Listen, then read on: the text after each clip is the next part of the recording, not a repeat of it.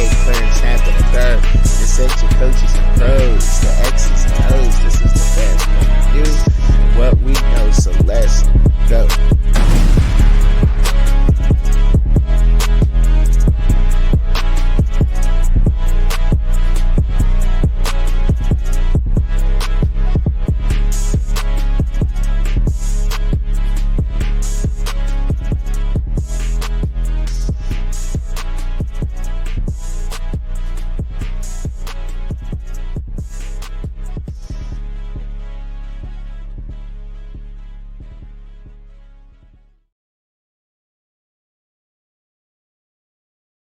Yes, sir. What up with it? What's going on with everybody about there, man? Feel like busting a little morning freestyle. Let's see. What we got? What we got? What we got? What we got? Yeah, yeah. Check me out early in the morning. I'm about to bring these sports to you. So listen up what I'm saying, because I'm bringing it to you. Now, you can hate too, or you can get in the comments, dude, and tell me how you really feel on the topic of too. So I'm going to spit hot bars and give you the truth. My flow is so ill, and I'm laced like a boot. And you can recruit out of this move, but don't snooze on me, dude, because the losing is due. Ooh. Hey, yo, let's go. Let's go. We in here early. Let's get it. Cut the gimmicks, man. Now listen. Pay attention. Give me your undivided. Like you was hit like nitroglycerin. Hey, what?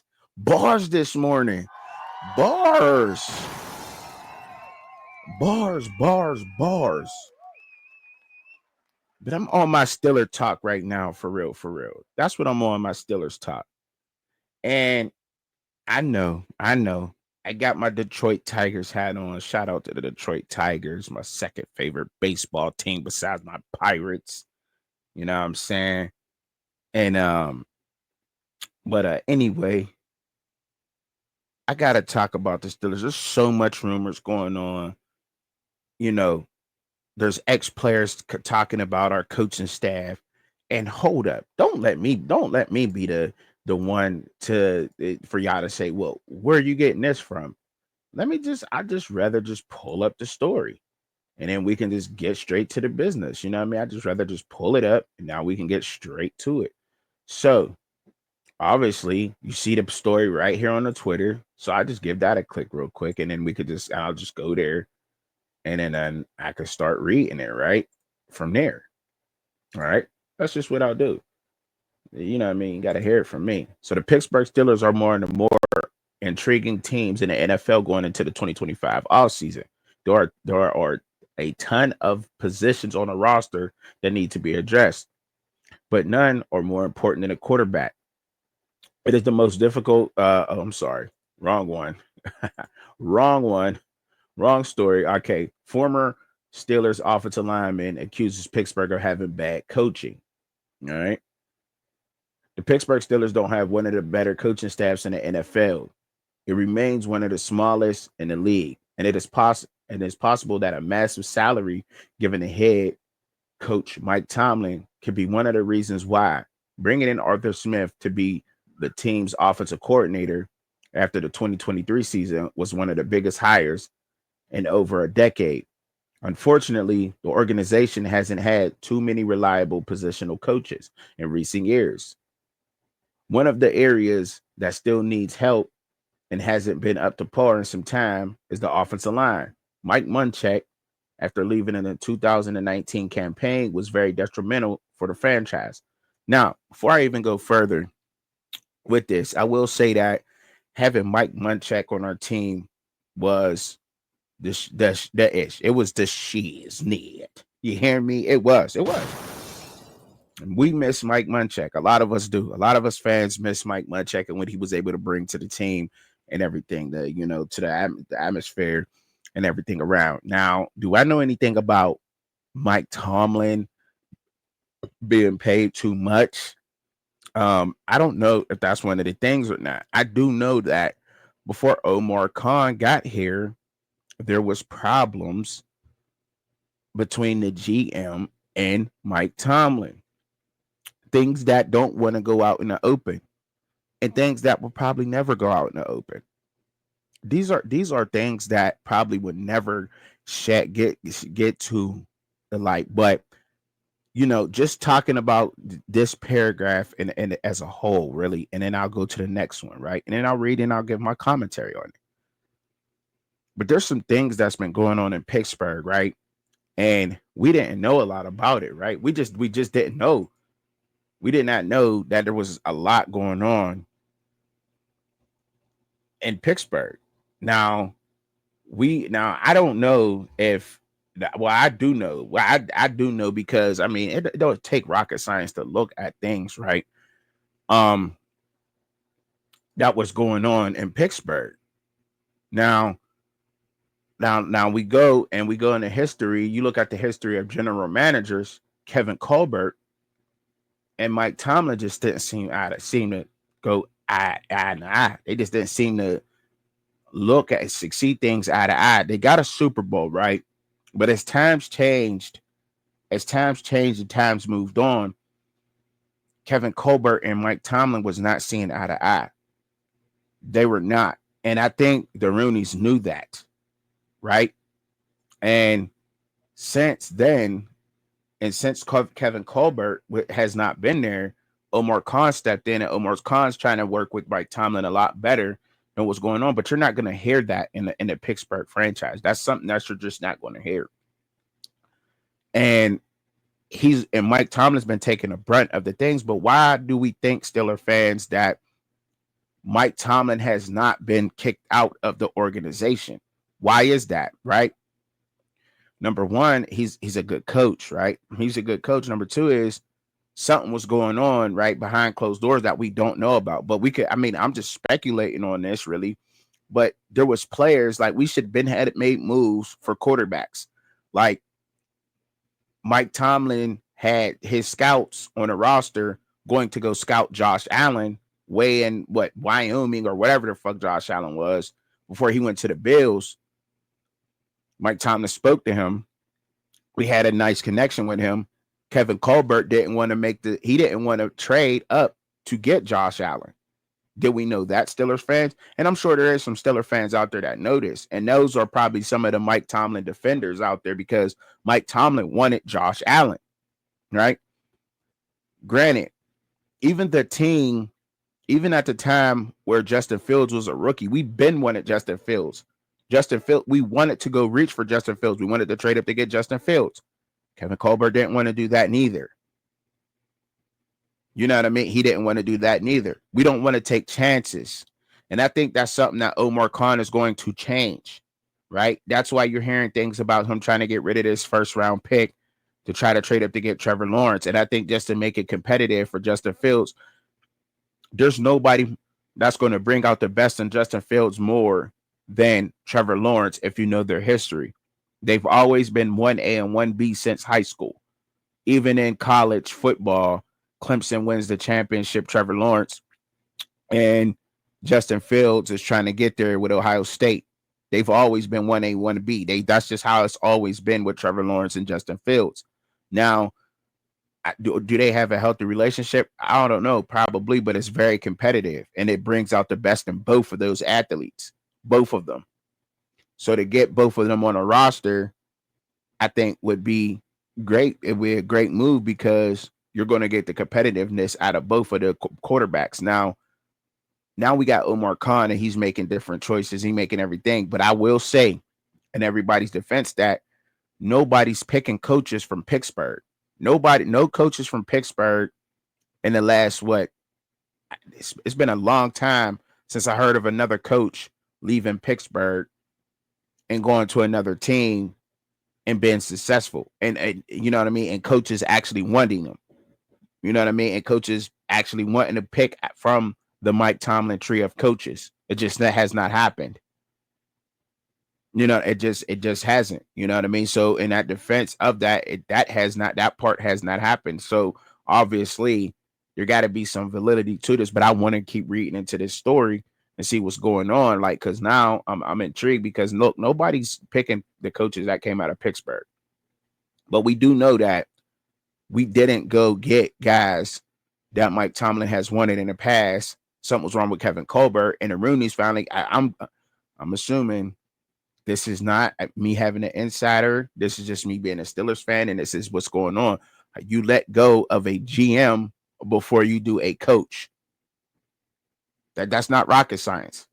That does not take rocket science. A GM leaves before a head coach leaves, meaning that something's not right, right? You're not getting the players in there. Why are you not getting the players, all the players that Mike Tomlin wants in there? Some he was getting in there, some he wasn't.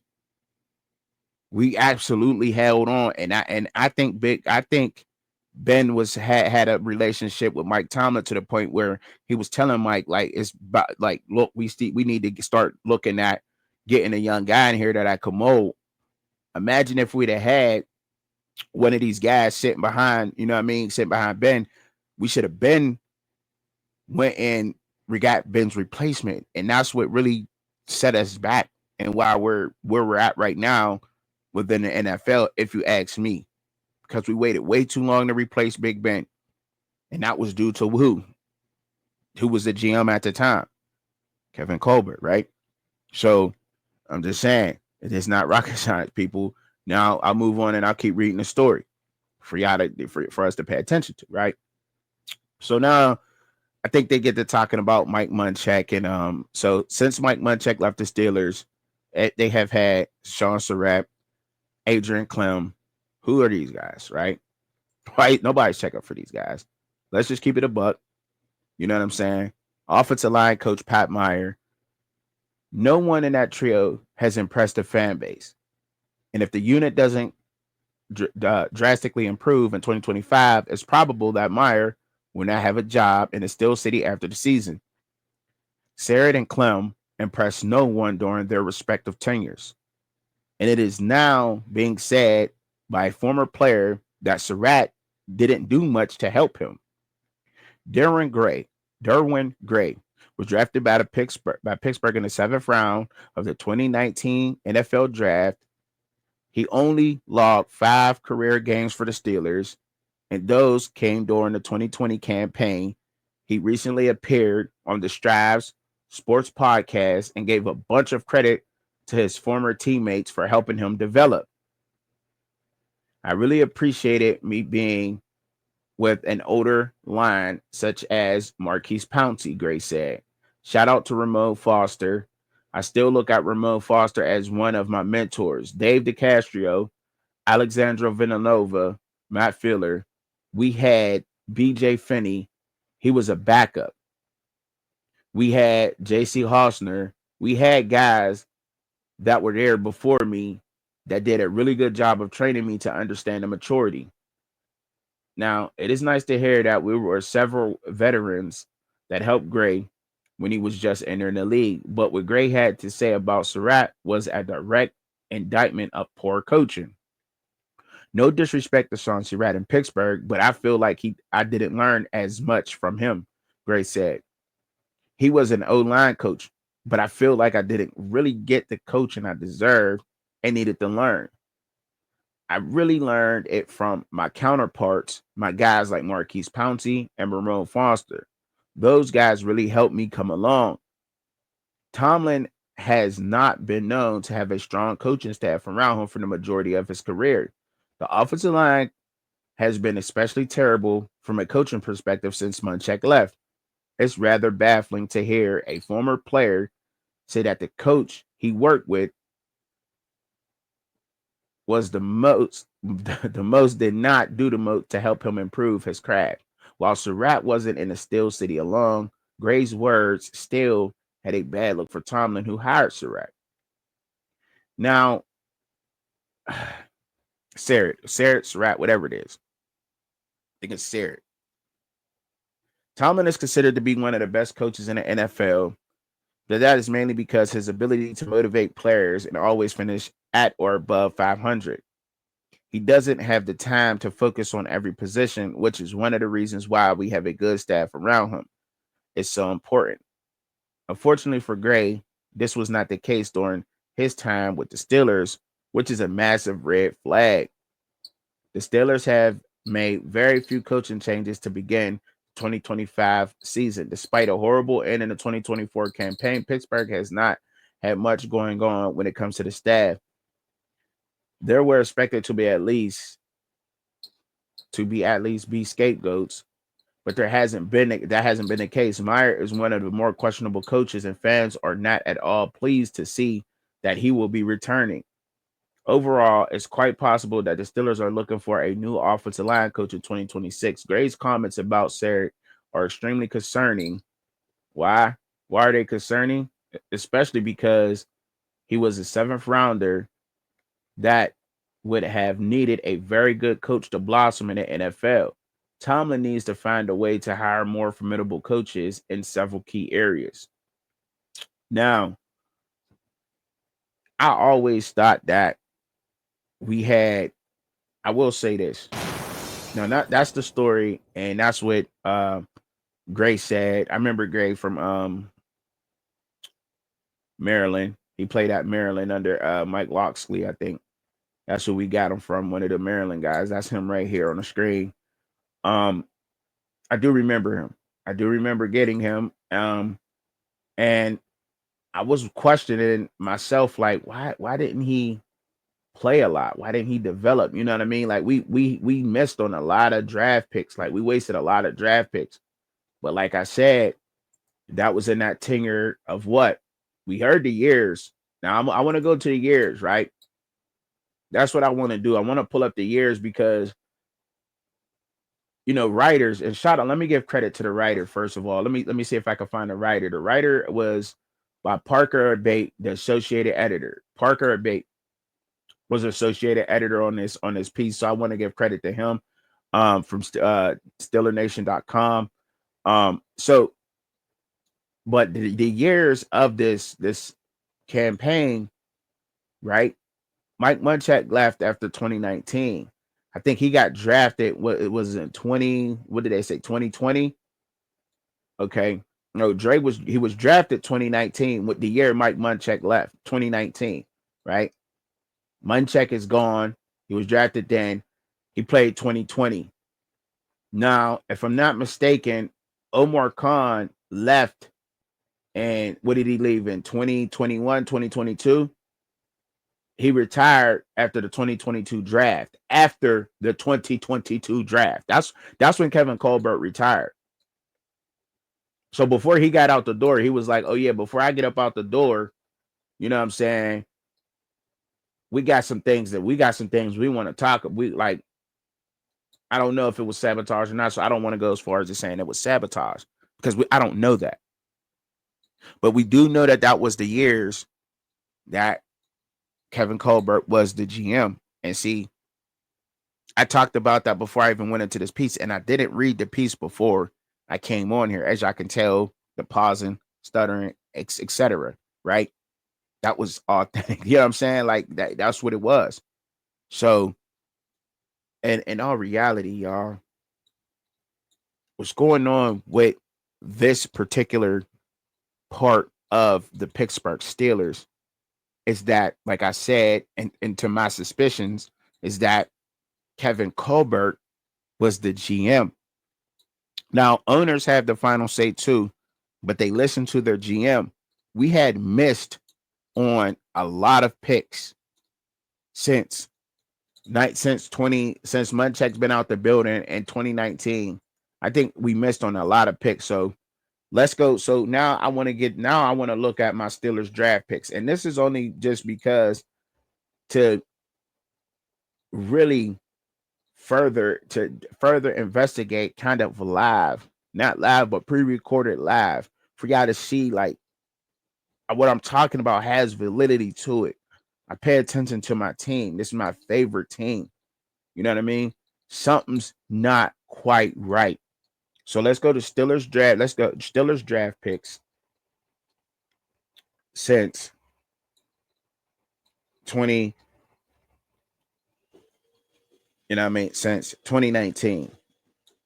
So let's go to Steelers draft picks since 2019. Okay. So we go to draftees. I got it draftees pulled up. Shout out to pro football reference. So, okay. This is the 2019 draft results. We got Devin Bush Jr., linebacker for Michigan. First round, 10th pick. Did he cut out? He work out? I think we got rid of him. Deontay Johnson. We let him go to Carolina just last year. Justin Lane, cornerback. Benny Snell Jr., running back. Zach Gentry, tight end. Sutton Smith, defensive end. Isaiah Buggs, defensive tackle. Buggs did work out. We let Buggs walk out the door. We got him. We got Buggs. Like, that's crazy, bro. We got Buggs in the 6th round from Alabama, and we should have kept Buggs. I thought we should have kept Buggs. You know what I'm saying? I honestly thought we should have kept Buggs, but we just didn't keep him. And for some reason, I don't know why we didn't keep Isaiah Buggs.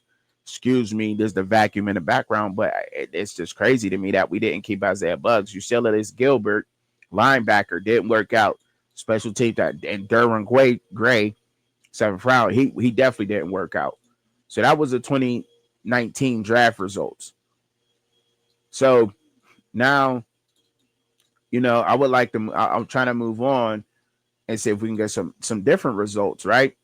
See if we can get some different results from different years, man, because it's kind of crazy that it just didn't work out like that. Like, it's crazy. So now, okay, so how do I go to the next one? I'm figuring this out. Okay, so we go to the next season. The next season team draftees, the 2020. Now, this is the 2020 draft cut list. We got Chase Claypool, 2nd round, 49th pick, because I think we traded the first pick. That was for Mika Fitzpatrick to the Dolphins, if I believe so, from Notre Dame. Chase Claypool didn't work out, couldn't catch a cold in Alaska, butt naked up there. You know what I'm saying? Up there in Antarctica, butt cold. You know what I'm saying? Couldn't catch. Wind up going to Chicago Bears, had some of the same problems, and he kind of fizzled out. You know what I'm saying? Alex Highsmith is still there from the 2020 draft from Charlotte. He's worked out. Anthony McFarland Jr., running back from Maryland. Another one of Mike Losley's guys. I think he was all right. You know what I'm saying? Not too bad. I think he was fast. He had speed. I don't think we utilized Anthony McFarland in left, right? Kevin Dotson was a guard. Some people was like, I don't like what Dotson got going on. You know what I'm saying? Still popping up on the roster. Anton Brooks Jr., safety for Maryland. Nope. Carlos Davis, Nebraska, D tackle. Nope. Like, I'm just saying, like, so let's keep going. Now, I'm you know what I'm saying? We only going into 2025. We're only going into the 2025, y'all. You know what I'm saying? It's a couple seasons. This is Steelers talk. We're going to take our time. So, how many draft picks so far would you guys say that Pittsburgh has hit on since 2019? You know what I'm saying? Like, and I'm not saying that. And now we can go back before. You know what I'm saying? We can go back before. I want to go when Mike Munchak left. So Kevin Colbert left in after the 2022 draft. That's when Colbert left, after the 2022 draft. So this is the 2021 draft. We get Najee Harris. We hit on Najee. I think I would say we hit on Najee, even though, you know what I'm saying? We'll say we hit Pat Freiermuth. I would say that's a hit. I say that's a hit. Kendrick Green, offensive lineman. I don't know. Dan Moore, offensive lineman. I don't know. I can't really say my offensive line because our offensive line has not been up to par. Buddy Johnson, linebacker from Texas A&M. I don't know. Isaiah Loudermilk, Wisconsin. I say a lot of people like Loudermilk from Wisconsin. A lot of people like him. I don't know if they said he hit. Quincy Roche from Miami, Florida. The defensive lineman. Do you think we hit? Trey Norwood, defensive back, Oklahoma. I don't think we hit there. Presley Harvin III from Georgia Tech, punter. You think we hit there? I don't know. So now we got to go on to the 2020. This is the last draft that Kevin Colbert was there. All right. It's the last year after this draft he left. So we get Kenny Pickett, George Pickens, your Marvin Leal. I think Leal's probably see the field better. Calvin Austin from Memphis, Connor Hayward, Mark Robinson, Chris Odokin from South Dakota State, the quarterback. So in the 7th round, we take a quarterback that we don't even know about. In the 7th round, we take a quarterback that we don't even know about.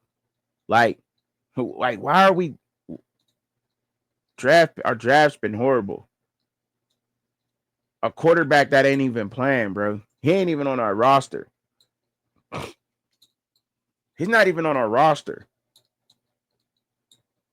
I don't think so. So now this is the 2023 draft. We know Broderick Jones, Joey Porter Jr., Kenny Benton, Darnell Washington, Nick Herbig, Corey Trice, Spencer Anderson.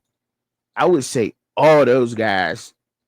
Now this is the 2023 draft. Y'all can say what y'all want. I think that's a solid draft. That is a solid ass draft. Is it not? I don't know. I'm just saying, like, I don't know if the years before. I'm just saying, like, I don't have a bias in here at all. I don't have a bias at all. Think so, you know what I mean? I don't have a bias at all here.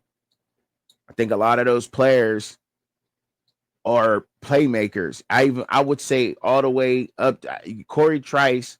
He struggled a little bit from Purdue, but like but I would say all the way up to Nick Herbig. That sounds, you know what I'm saying? That was a valuable draft. Broderick Jones, Joey Porter Jr., Kenny Benton, Darnell Washington, Nick Herbig. Valuable draft, bro. That was a valuable ass draft. So then our last year, we got Troy Fontanatu, Zach Frazier. He started. Roman Wilson, he hasn't hit the field yet. Peyton Wilson, he's been showing out. He's been doing pretty good. Mason McCormick from South Dakota State, he hasn't hit the field yet, just for us yet. And then we got a defensive lineman from Iowa, Logan Lee. I would like to see him on the field more. Then we got Ryan Watts from Texas. But bro, like, I don't, you know what I'm saying? Like, I'm a little confused of what's going on. Like, and looking at that's what I'm saying. Looking at the years that have been going on with the Steelers in our drafts. Okay, would you say that there was some problems that you think that was going on behind closed doors between the owner and who we're picking? Like, there's drafts, like there's from the 2020 draft that was just 5 years ago. I believe we got 2 players still on the roster. Two out of our 7 picks, we got 2 players. And then you can even go before. I think the 2019 draft. I don't even think we got I don't think we have none of those players from our 2019 draft. I mean, and these other teams. So what I'm getting at here is these other teams that have been successful in years, and they're veterans that's on the team. They've been hitting on their drafts, at least a couple of players. But 29, we ain't got none of those players. That's only like 6-7 years in the league, y'all. That's not a lot. That's not a lot of years. We're not talking about, you know what I'm saying? These guys are probably supposed to be only what, you know what I'm saying? 2019 is 2025. That's only supposed to be like 6-7 years in the league, y'all. You a 6-7 year veteran, and you're not, and none of those players are on the team. None of them. That is a total waste of a draft. That is a total waste of a draft.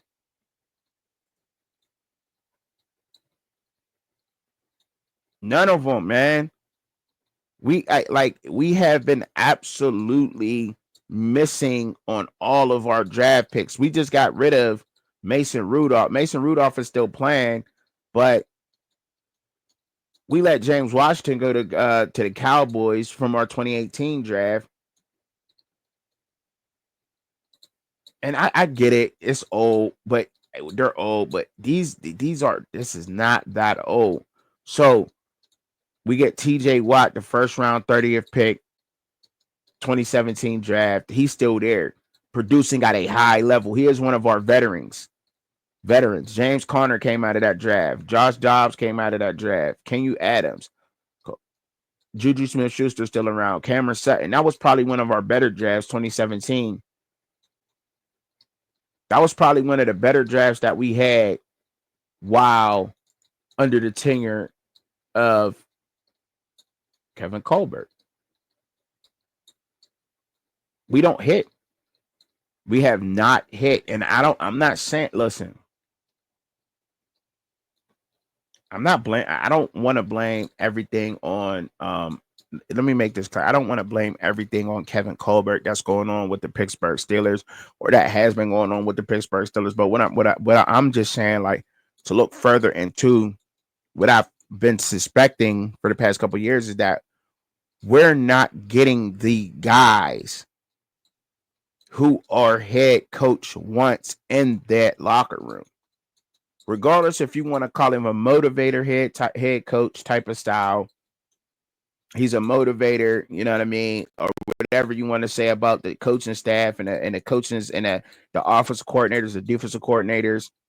They're not getting their guys. We're totally bombing on our drafts. We have not had a good draft, y'all, since what?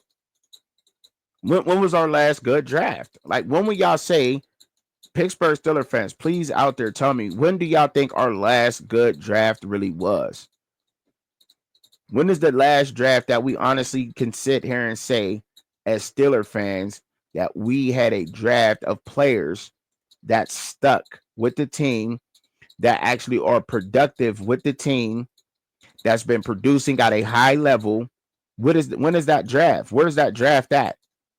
I mean, we got, you take from the 2020 draft, you know, Alex Highsmith. I think Alex Highsmith has been productive for our team on the other side of TJ Watt, but they've been already trying to find somebody to replace Alex Highsmith.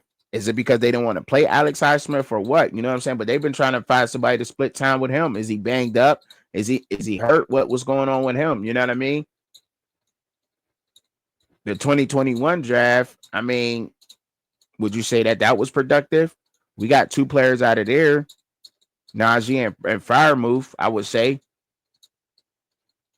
You know, but we can't keep. My thing is, you can't keep having drafts like that. We can't sustain off of that. You can't. I can't even say Calvin Austin, as much as I like him. I think he's a special teams guy.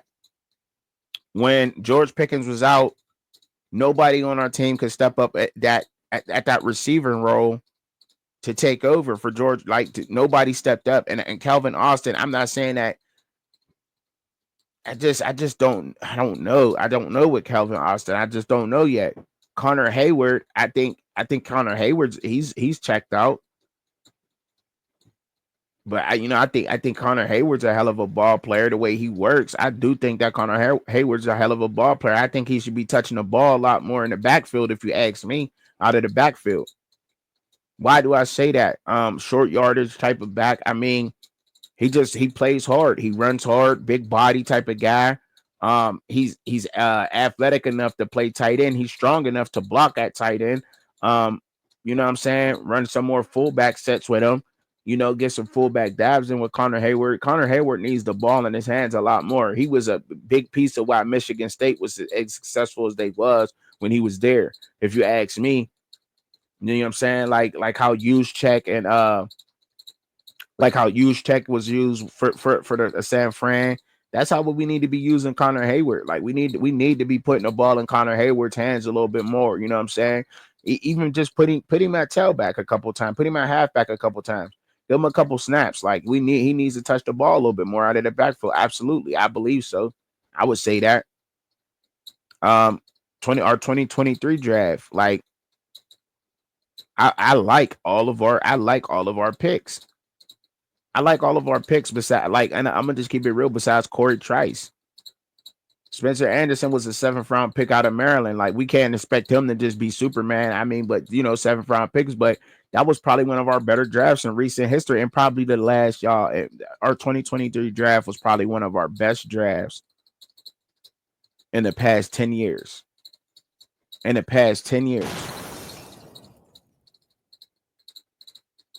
That is something that you just can't afford to happen. You can't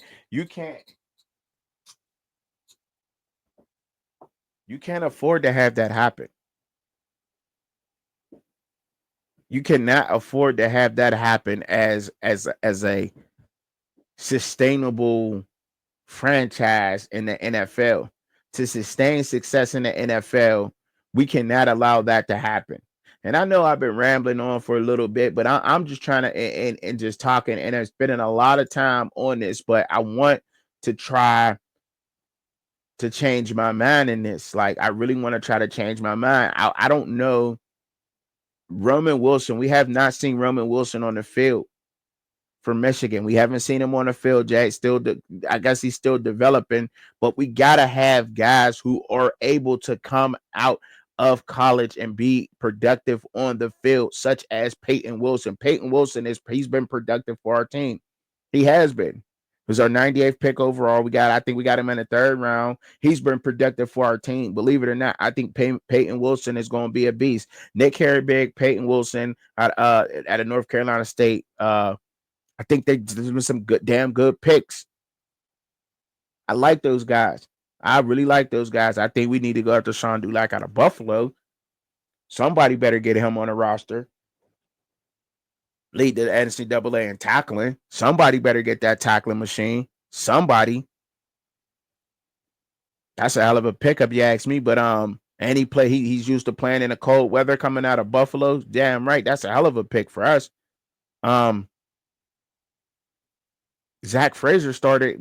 Then Zach Frazier played center for us most of the year. We took Troy Fautanu out of the first round pick. You know what I'm saying? And I don't even think he was on the field this year. We can't do that. We can't keep doing that. And I'm like, so I guess, you know what I'm saying? Technically, we can't sit here and blame Colbert, but you heard the picks. How many people are still going to be on this roster from the 2023 draft? How many people are still going to be on the roster from the 2024 draft when we look back in 3 years? Now, is it Mike?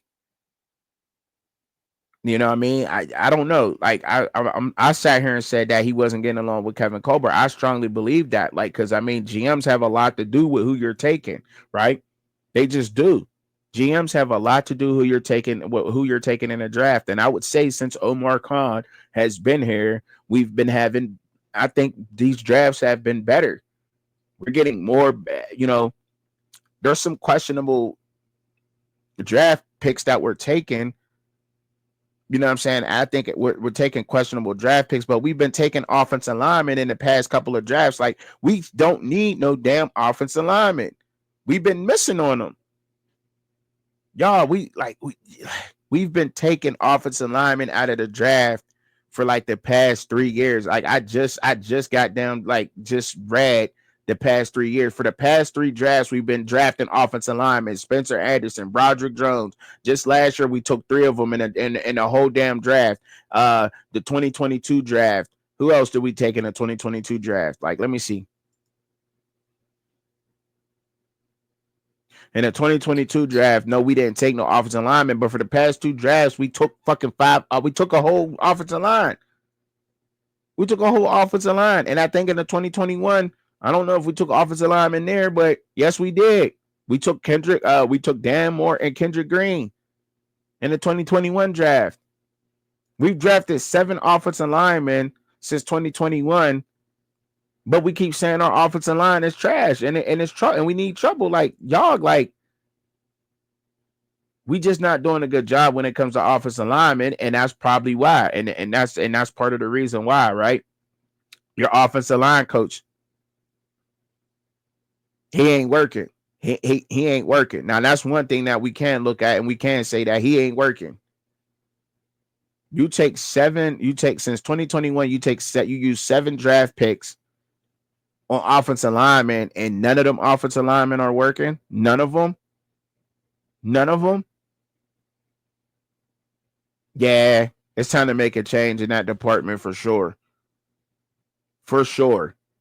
And if we can't see that, then we got it. Then yes, we have a huge problem. But do we sit there and do we put that all on a Mike Tomlin? Do we sit there and do we put all of that on Mike Tomlin? Do we say that that is Mike Tomlin's fault that we have a offensive line coach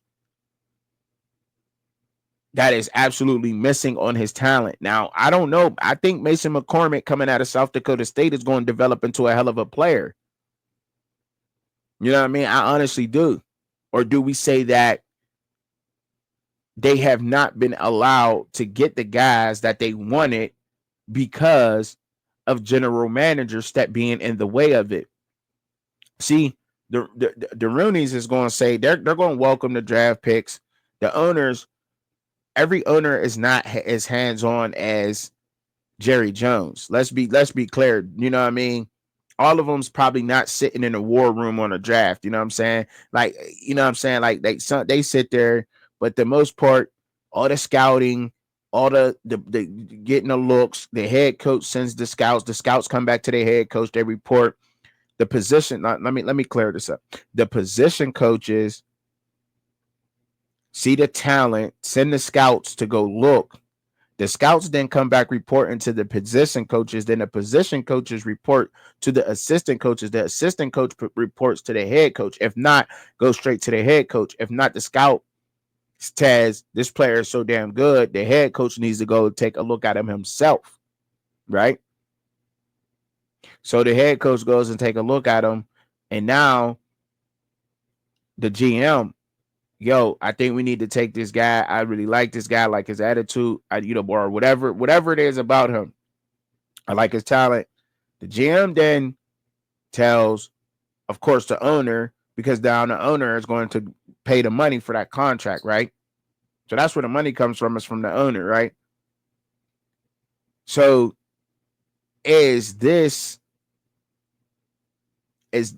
so where does this really boil down to in Pittsburgh? Because we act as if Mike Tomlin owns the damn team. Some of us out here act like Mike Tomlin owns the Pittsburgh Steelers. Now, the Roonies already gave Mike Tomlin a chance, and they said something's not right with Kevin Colbert. Kevin, what's going on with these drafts, right? We're missing on our drafts. Kevin, we have missed on our drafts. All right, you got to go. You're getting old. The game has passed you by.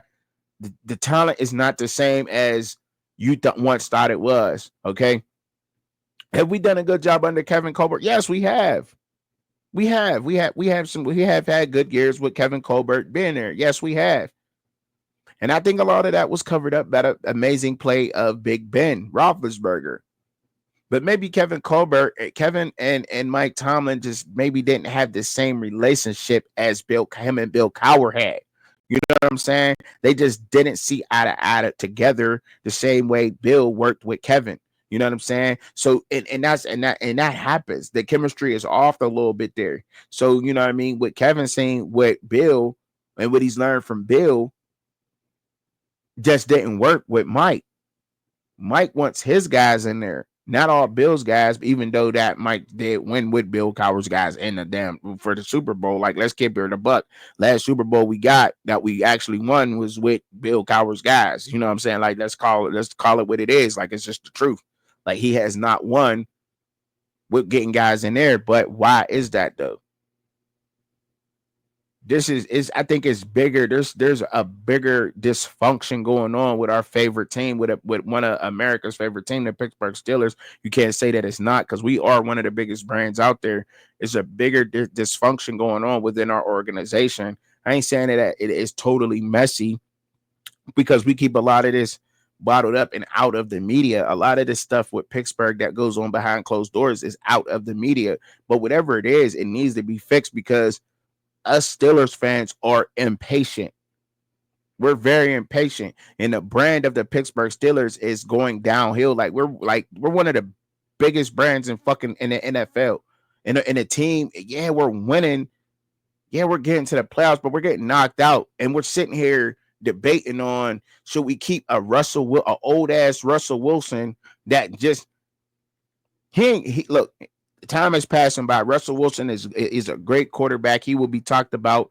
I will tell my grandchildren, my grandbabies, and about Russell Wilson. I will have great stories about Russell Wilson playing with the Seahawks, finishing his career up at Pittsburgh. But we're sitting here debating if we should let a quarterback who went 4-2 last year out of 6 games, did not have the whole offensive playbook opened up to him, and went 4-2, had 5 rushing touchdowns, by the way, so it was a threat. A 26-year-old quarterback. We're sitting here debating whether we should even pay him. That's crazy. That's crazy. That's crazy. That's crazy. Like, people get caught up into all the hype of what Justin Fields is and what Justin Fields ain't. Like, don't listen to that. He is a guy who made it to quarterback in the NFL. He's already hands better than a lot of people out here that's critiquing him. A lot of people can't get into the NFL as quarterback. He's already one of the 1%ers that made it into the NFL. One of the 1% of athletes. He's a hell of an athlete. He's in tremendous shape as far as body wise. I don't know if he'll hold up. He has not played a full season. I don't know if he hold up. I don't know if that was because Chicago was just trash. He was like, I'm not going to keep playing. I'm not going to play 4 more games in the season or just keep playing throughout this damn season with this trash ass team. We're not winning no games. I'm not sacrificing my body to get more banged up, and we're not winning. I don't know if that was the case in Chicago or not. But the locker room, like Justin Fields in Pittsburgh, he's 26-year-old. Yeah, we got to pay him. He's already a grade above every rookie that's coming into the NFL right now. Will they have a hot start and a hot name? Yeah, probably. But do you think? But let's think back. If it was a fifth, we all be lit. But I don't want to talk about, you know what I'm saying, what would have happened if Justin Fields was if we would have got Justin Fields right out of the draft and we jumped up and got him and didn't let Chicago get his hands on him. If we'd have got Justin Fields right out of the draft, you know what I'm saying? You know, RIP Dwayne Haskins. But, Haskins, I thought he was going to have a phenomenal year for us the year he passed, to be honest. I thought he was going to make a bounce back year with us. But Fields, should we have got it? Absolutely. Should have had Allen. We should have had Allen.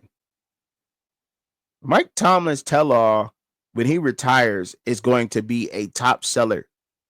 Because there's going to be so much stuff that comes out that we had no idea about. There has to be a movie about Mike Tomlin. I'm telling you, because there's going to be movies because he's like one of the most winningest coaches. But when that story comes out, I'm telling you, there's going to be a lot of stuff out there that we just didn't know. And I know for a fact he was very interested in getting Josh Allen, and he was very interested in getting Justin Fields. Josh Allen, we damn sure would have hit on him.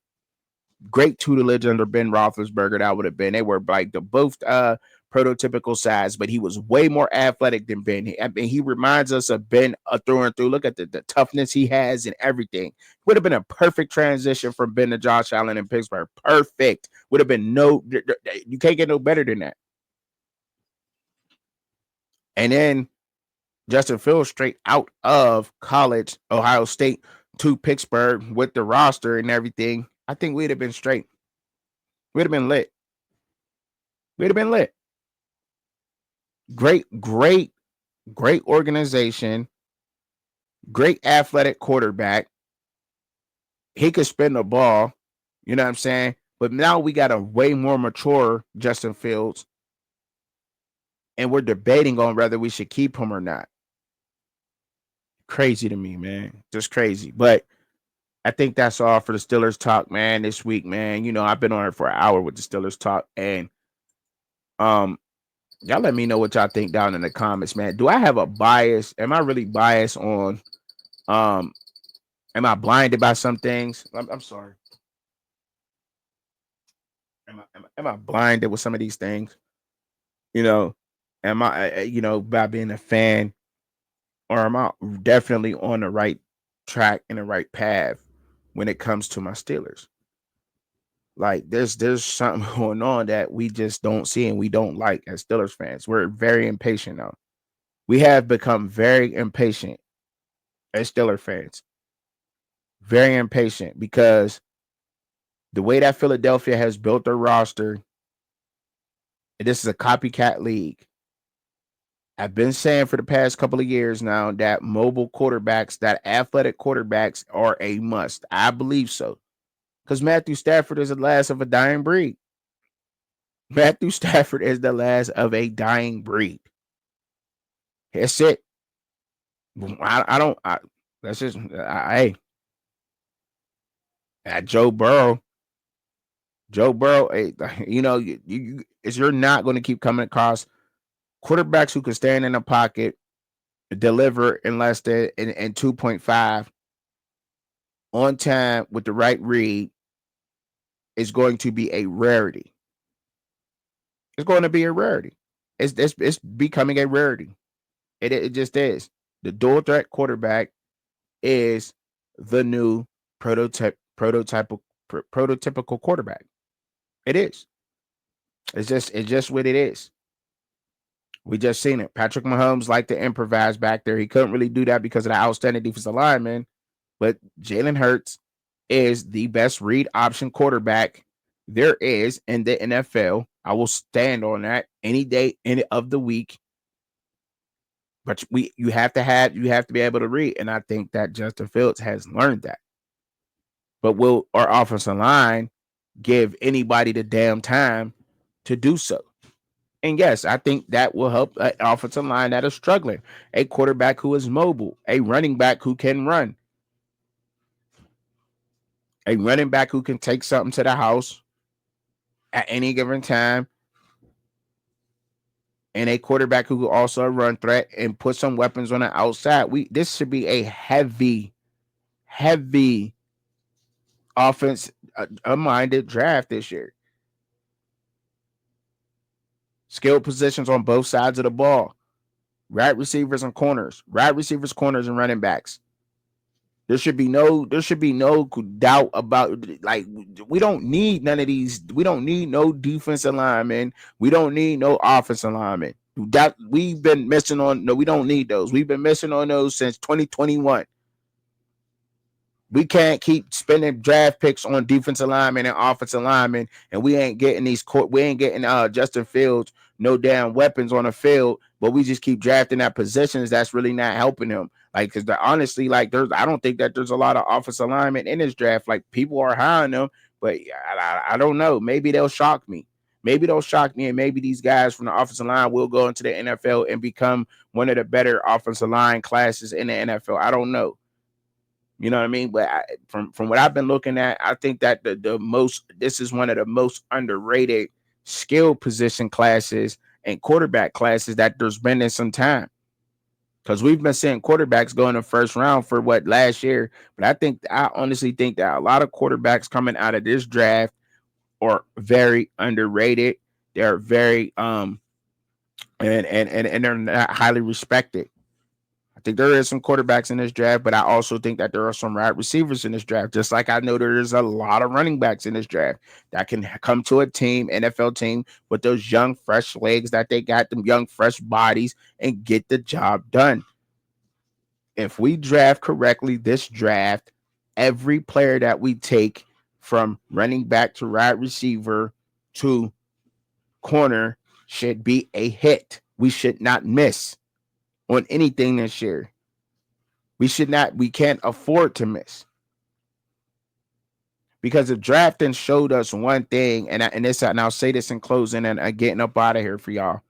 If the draft has showed us one thing, is that in one NFL draft can take your team to the damn NFC Championship, the pressure has to be on with GMs and owners around the league to get the job done in the draft, because we just witnessed the Washington Redskins have one draft and go to the NFC Championship.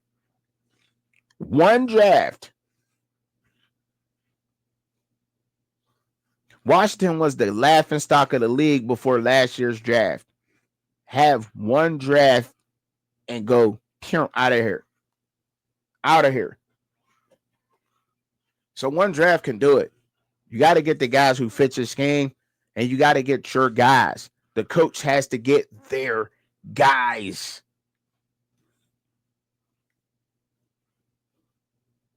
Not the guys that the PR team wants. Not the guys who, you know what I mean? Not the guys who the GM want. Like, what?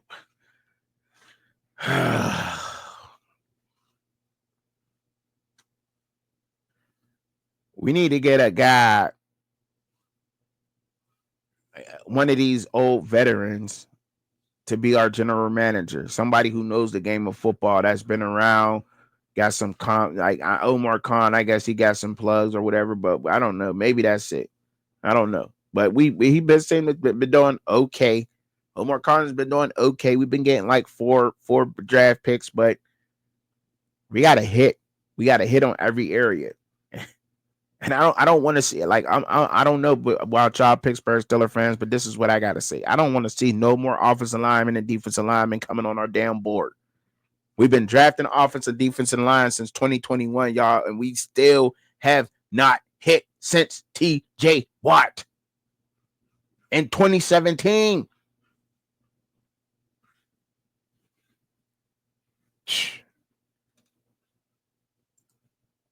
Here we go, y'all. Here we go.